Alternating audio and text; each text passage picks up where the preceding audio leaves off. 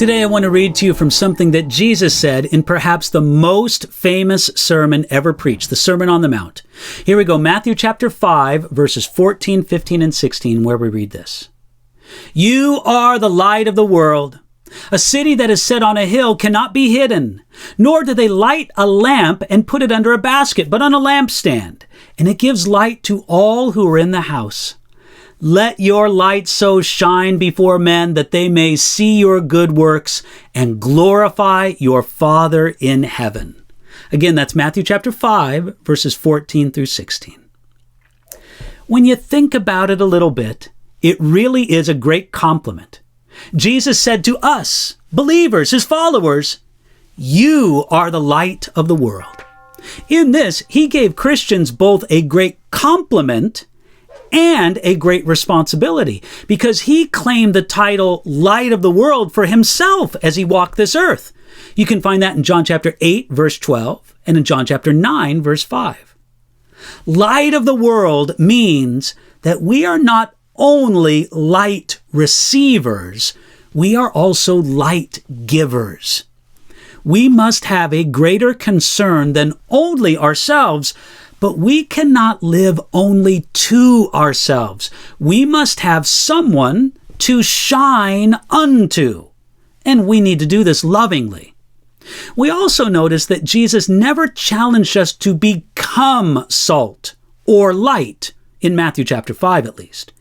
Jesus simply said that we are salt, that we are light, and that we are either fulfilling or failing that given responsibility. A key thought in both the pictures of salt and light is distinction. Salt is needed because the world is rotting and decaying. And if our Christianity is also rotting and decaying, it won't be any good. Light is needed because the world is in darkness.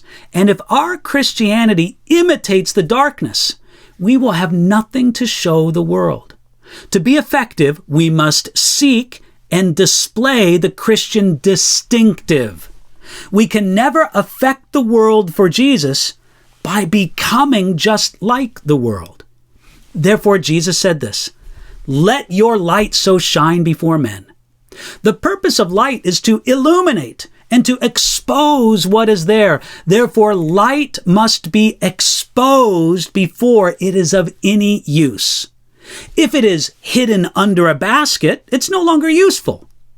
This picture of light also reminds us that the life marked by the Beatitudes is not to be lived in isolation. We often assume that those inner qualities can only be developed or displayed in isolation from the world. But Jesus wants us to live them out before the world. Now, previously, Jesus said that his followers should expect persecution.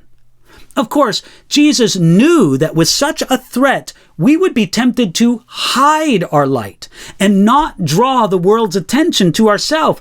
Yet Jesus never seemed to contemplate the existence of secret Christians, Christians whose virtues would never be on display.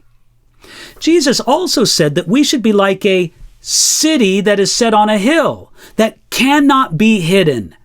Such a city is prominent, and everybody can see it. If you can see such a city from a distance, it's hard to take your eyes off of it. In the same way, Jesus wanted the people of his kingdom to live visible lives that attract attention to the beauty of God's work in their life. Applying the same logic, Jesus continued, nor do they light a lamp and put it under a basket, but on a lampstand. The idea of a lampstand gives the sense that we are to be intentional about letting this light shine. Even as lamps are placed higher so their light can be more effective, we should look for ways to let our light shine in greater and broader ways. Putting the three pictures from this section together, we see what should be the effect of Jesus' disciples in this world. Salt is the opposite of corruption, and it prevents corruption from getting worse. Light gives the gift of guidance, so that those who have lost their way can find the path home. A city is the product of social order and government. It is against chaos and disorder. Did you notice? Jesus pointed to a broad impact in the disciples that must have seemed almost ridiculous at that time. How could these humble Galileans salt the earth or light the world? But you know something? They did. By the power of the Holy Spirit and Jesus working in them, they did. So can we.